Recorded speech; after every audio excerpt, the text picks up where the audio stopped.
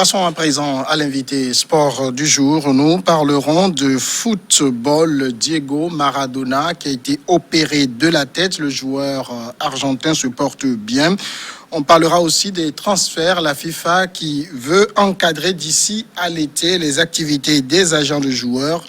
La Champions League, le Paris Saint-Germain joue avec le feu alors que Thomas Tuchel, l'entraîneur du PSG, toujours plus isolé. Et puis en Angleterre, le choc de la 8e journée, Manchester City affronte Liverpool. Nous évoquons ces sujets tout de suite avec Henri Akodo, responsable de Afrique Express Sport. Bonsoir Henri. Bonsoir Samuel, bonsoir à nos amis téléspectatrices et téléspectateurs. Le football, je vous le disais, éloigné des terrains depuis plusieurs décennies. La légende du football argentin, Diego Maradona, a été opéré avec succès mardi 3 novembre au soir d'un hématome à la tête, 5 jours après avoir fêté son 60e anniversaire. L'hématome a pu être évacué avec succès. Diego a bien toléré la chirurgie, il est réveillé et tout va bien. C'est ce qu'a annoncé en conférence de presse son médecin, Dr Leopoldo Luque. L'opération de Diego Maradona est très suivie sur la planète football. Il faut dire que le joueur argentin, malgré sa retraite d'il y a plusieurs décennies, est très, très, très populaire. Oui, effectivement, Samuel, il est très, très populaire. C'est une méga star, Diego Armando Maradona, surnommé El Pipi de Oro. Au-delà de son influence dans le monde du football, c'est quelqu'un qui a une influence également sur le plan social en Argentine, mais également dans le monde entier. Diego Armando Maradona, c'est quand même cette star du football qui a su marquer véritablement la vie du football mondial dans la fin des années 80 et 90. Il a remporté une Coupe du Monde avec l'Argentine en 86. La deuxième Coupe du Monde remportée par la Bicéleste avec une génération dorée où nous avons eu le gardien Goicoechea. On se souvient de cette rencontre des quarts de finale dans cette Coupe du Monde 86 au Mexique face à cette formation de l'Angleterre où au terme de cette rencontre, Diego Maradona a donné la victoire à l'Argentine a marqué un but d'anthologique avec cette main. C'était une faute, mais l'arbitre n'avait pas constaté véritablement cet anti-jeu de la part de Diego Armando Maradona. Et à la fin, il a dit que c'est la main de Dieu. Diego Armando Maradona, c'est quand même ce joueur-là qui a mis en avant cette formation italienne de Naples. Au niveau des Azuros, aujourd'hui, c'est un monument. Il a marqué 115 buts avec cette formation. Il a remporté une Coupe de l'UEFA avec cette formation de la péninsule italienne, de la péninsule transalpine, j'allais dire. Diego Armando Maradona, c'est 34 buts en 91 sélections avec l'Argentine. Il a joué dans des clubs comme le Boca Junior, le FC Barcelone, le Napoli. Diego Maradona rime également avec des qualités de gestes techniques assez ahurissants. Il rime avec une conduite de balle assez spectaculaire. Quand il touche le ballon, on a comme une sorte de sensation. Il communiquait avec le ballon. Son toucher de balle qui est assez joyeux. Il est véritablement un magicien. Cette dribble chaloupée régale les mirettes et les papilles. C'est quand même un monument du football mondial qui a su marquer véritablement de son empreinte le monde du football, mais également le monde social. Il a été également entraîneur de l'Argentine lors de la Coupe du Monde 90, effectivement, sans trop de réussite, avec cette élimination face à l'Allemagne en quart de finale, battu 4-0. Il a une histoire assez particulière avec cette nation de football mondial, cette autre grande nation de football mondial, l'Allemagne, parce qu'il a été battu justement pour sa deuxième finale de Coupe du Monde par cette Nationalmannschaft en Italie, au Stadio Olimpico de Rome en 90, alors que l'Argentine était favorite pour sa succession, mais finalement il n'a pas pu, et c'était des larmes à la fin de cette rencontre. Donc c'est dire que c'est un personnage atypique qui a fêté son jubilé d'argent il y a quelques jours, vivement qu'après cette opération il puisse se porter mieux, parce que le monde du football, le monde en général a toujours besoin de ce phénomène-là qui véritablement a apporté une valeur ajoutée non seulement au monde du football, mais également dans la société argentine.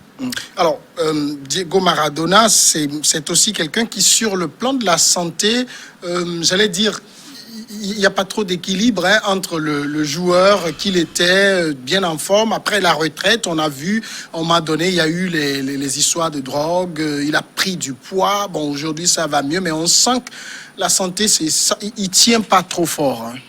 Oui, le natif de Buenos Aires a également, malheureusement, été émaillé très souvent par ces frasques anti-sport et hors des pelouses, comme vous l'évoquez tout à l'heure, c'est cette façon de faire.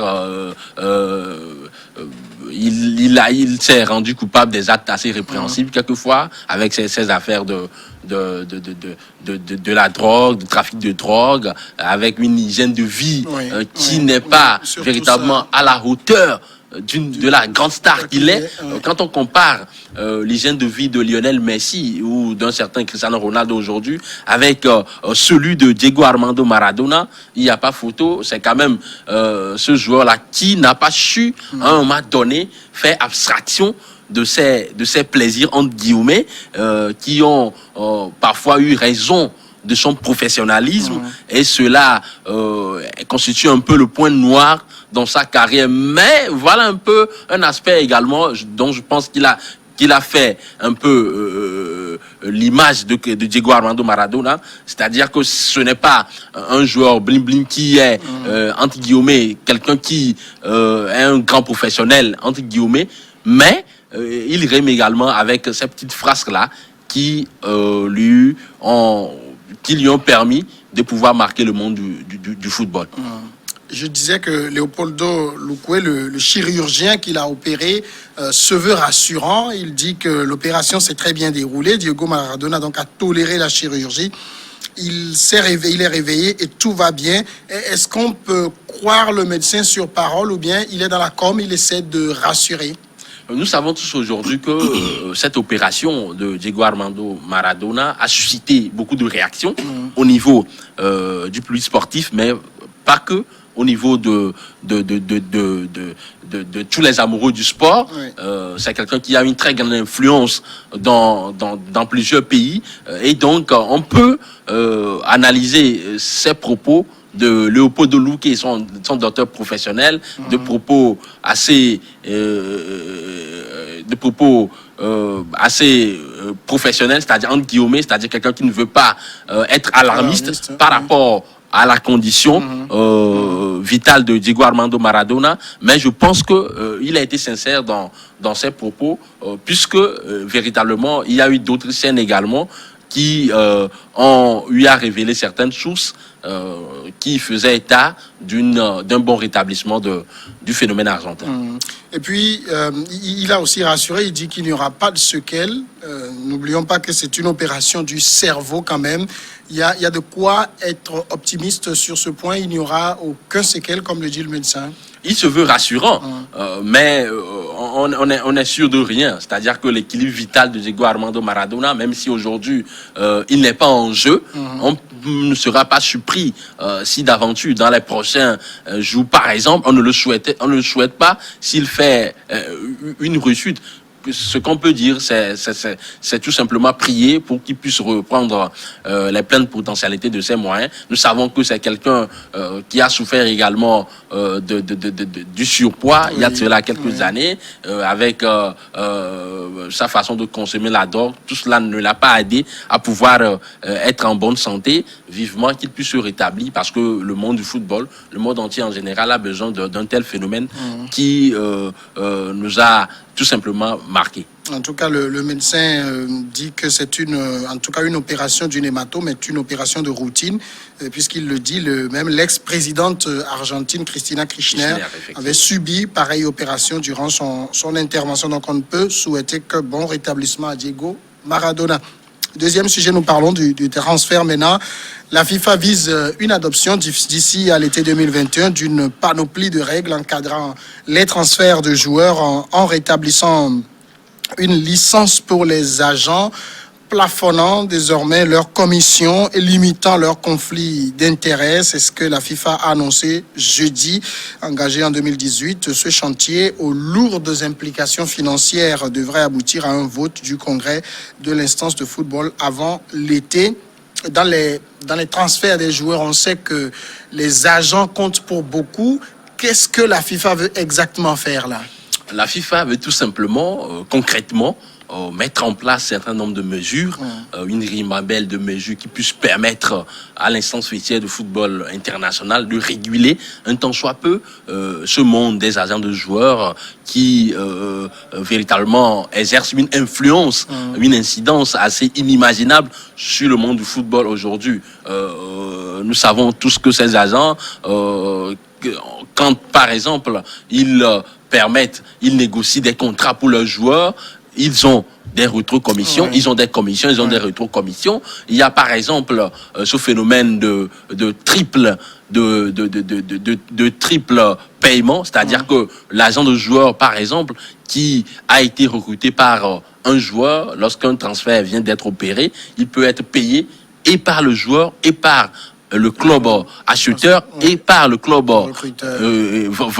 vendeur. Et donc, la FIFA veut réduire un peu l'influence de ces agents en introduisant une norme par rapport à la délivrance d'une licence d'agent de joueur qui va permettre de pouvoir assainir un tant soit peu ce monde-là. La FIFA veut également, d'un autre côté, plafonner un peu le paiement de ces agents de joueurs. On parle d'un plafonnement allant de 6% à 10%. C'est-à-dire que lorsque, par exemple, un joueur est en contrat avec un agent, lorsque ce joueur-là sera transféré d'un club A à un club B, l'agent de joueur ne peut pas toucher un montant supérieur à 6% par exemple du montant du transfert. Du montant du transfert. Donc, si cela advenait, vous convenez avec moi que cela ne va pas véritablement plaire aux agents. Oui. Et d'ailleurs, ils se murmurent même, ces agents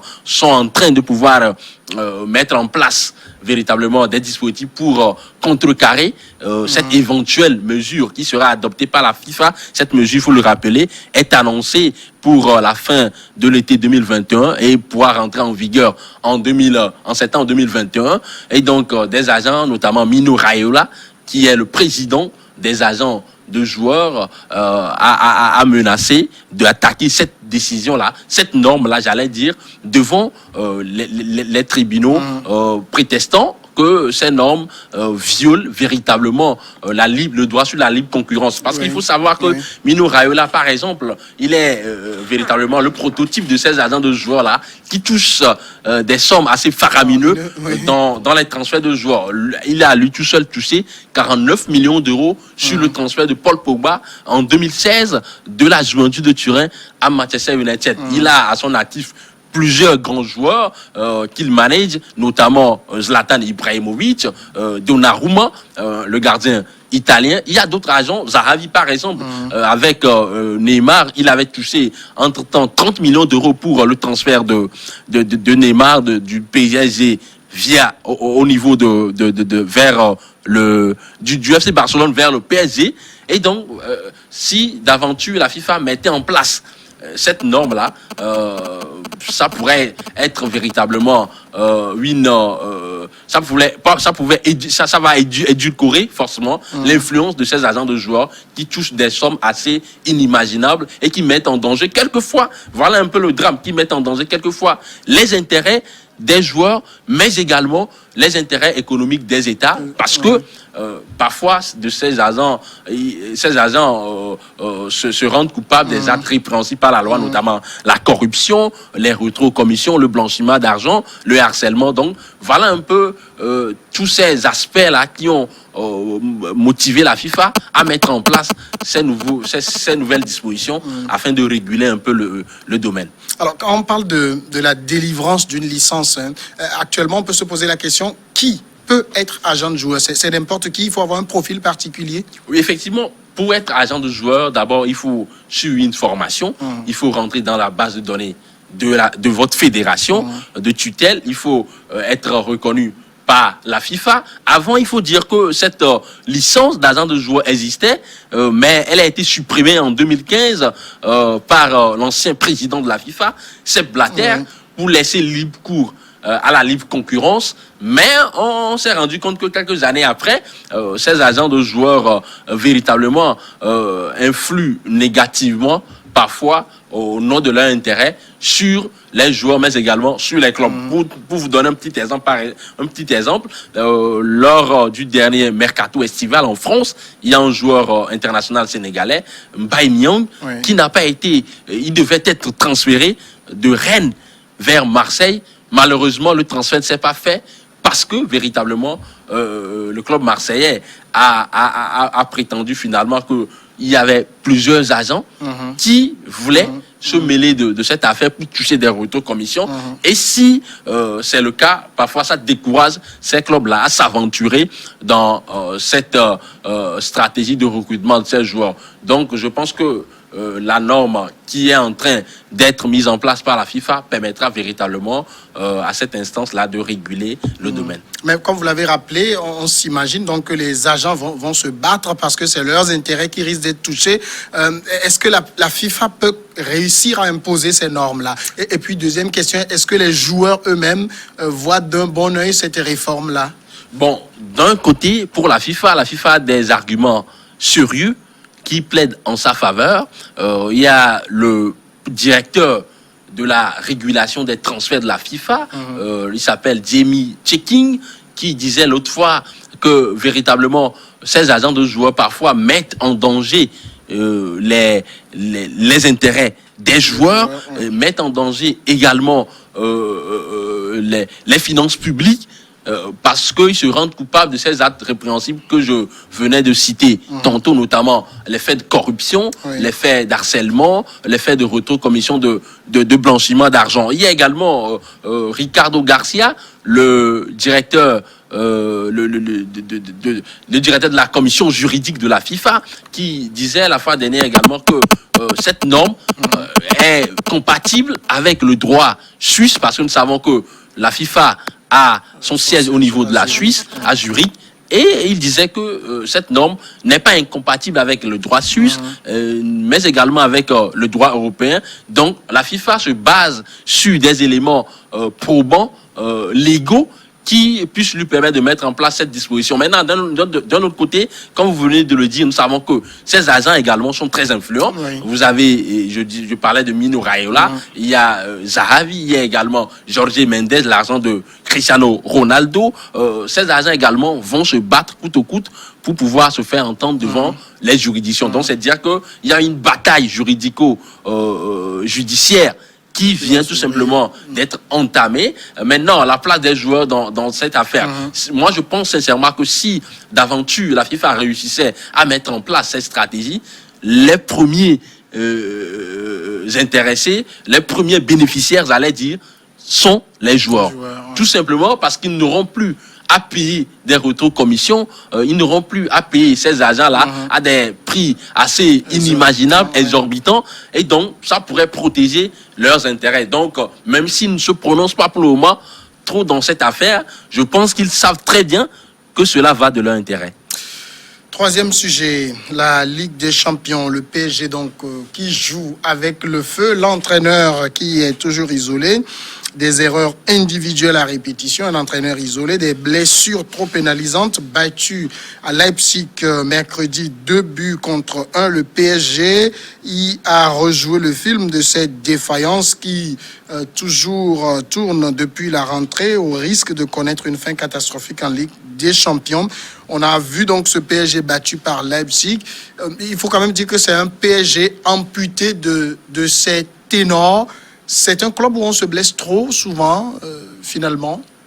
Oui, effectivement, on peut se poser la question de savoir quel est aujourd'hui le rythme de travail, quel est aujourd'hui l'état de la préparation, la stratégie de préparation de ces joueurs.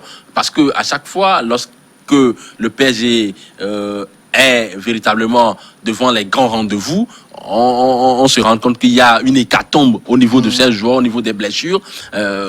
Neymar n'est pas là, Kylian Mbappé également s'est blessé la fois dernière. Il y a une ribambelle de joueurs suspendus, notamment Leandro Paredes, l'Argentin. Tout cela n'aide pas le PSG à pouvoir être assez performant sur le chéquier européen. Vous venez tout à l'heure de pouvoir de mettre en lumière un peu la difficulté de cette formation dans votre introduction. Je dirais que la fois dernière, on a assisté à un match assez soporifique de la part du PSG avec une défense centrale assez frileuse, une équipe qui était complètement étreinte, une formation qui véritablement se cherchait, elle était apathique, amorphe. Ça manquait d'inventivité, ça manquait de créativité.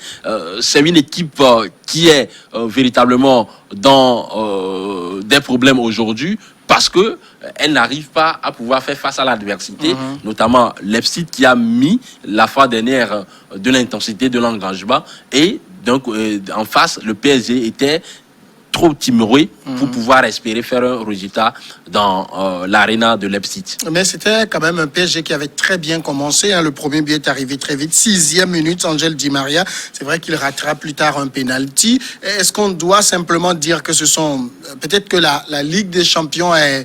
C'est vrai que le PSG est allé jusqu'en finale à l'édition dernière, mais finalement, c'est d'un cran trop élevé pour le PSG, ou c'est Thomas Tuchel qui ne trouve plus la formule.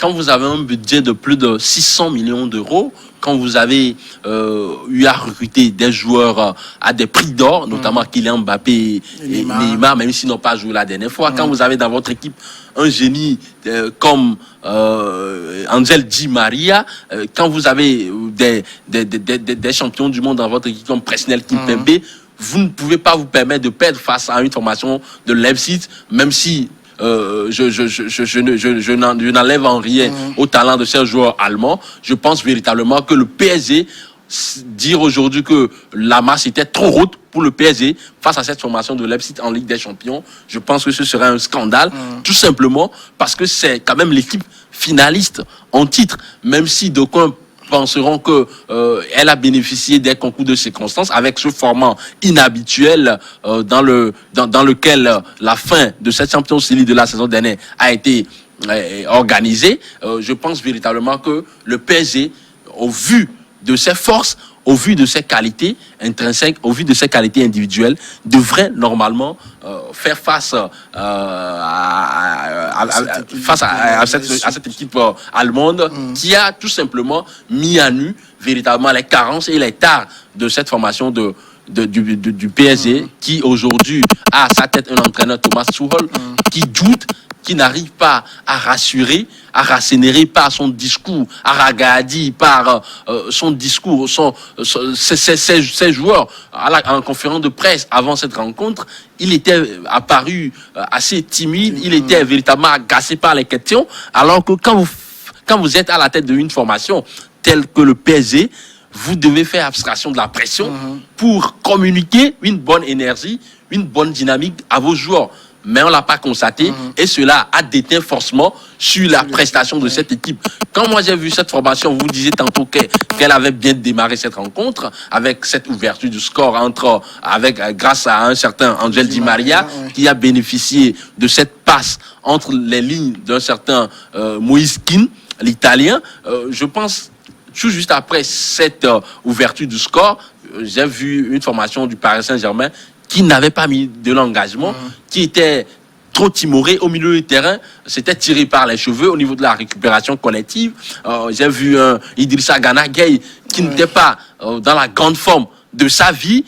Il marchait quelquefois, les replis défensifs également se faisaient timidement, et dans ces conditions, face à une formation de Leipzig qui produit un football tourné vers l'avant, ce jeu de transition, ce fameux jeu de transition mis en place par cet entraîneur Julian Nagelsmann, allemand, ce jeune entraîneur de 34 ans, on n'est pas étonné de voir véritablement à la fin que cette formation de Leipzig a su quand même damer le pion au PSG, et il faut le souligner à l'arrivée que en face de cette formation du PSG, il y avait un jeune joueur, Christophe Nkoukou, le Français d'origine congolaise, qui était formé au PSG, qui avait marqué le but égalisateur pour Leipzig. Ça pose encore la question sur cette politique de recrutement du PSG qui véritablement laisse filer parfois des jeunes talents, des pépites au profit de ces grands joueurs, entre guillemets, qui parfois, face à l'adversité, qui parfois, face véritablement à l'engagement de l'adversaire, n'arrivent pas à apporter leur plus-value escomptée. Dernier sujet, l'Angleterre. Ce choc de la 8e journée, ça se joue ce vendredi et ça oppose Manchester City à Liverpool. C'est véritablement un choc. Est-ce qu'on peut parier? Qui a les pronostics? Liverpool, les Reds, une machine collective bien en place, une somme d'individualité à la hauteur des ambitions de cette formation de la Mersey qui a remporté la saison dernière son 19e sacre en Premier League après 30 ans de disette. Une équipe qui aujourd'hui est première du classement après 7 journées avec 17 points face à une formation de Manchester City qui est également une équipe qui a une certaine maîtrise collective, technique dans le jeu, qui a également des individualités, une ribambelle d'individualités, qui a à sa tête également un entraîneur qui est un furie du beau jeu, qui aujourd'hui est Manchester City, je dis qui aujourd'hui est 11e dans le classement, avec 17 points, avec 11 points, et 10e dans le classement, j'allais dire, avec 11 points, avec un match en retard. En tout cas, c'est un duel entre deux grosses équipes, deux grosses écuries de cette première ligue. Malin pourrait être celui qui pourrait pronostiquer par rapport à l'issue de cette rencontre. Henri Akodo, merci d'être passé répondre à nos questions. C'est moi. Nous passons maintenant à la pause et ensemble on suit le journal et puis regard croisé après.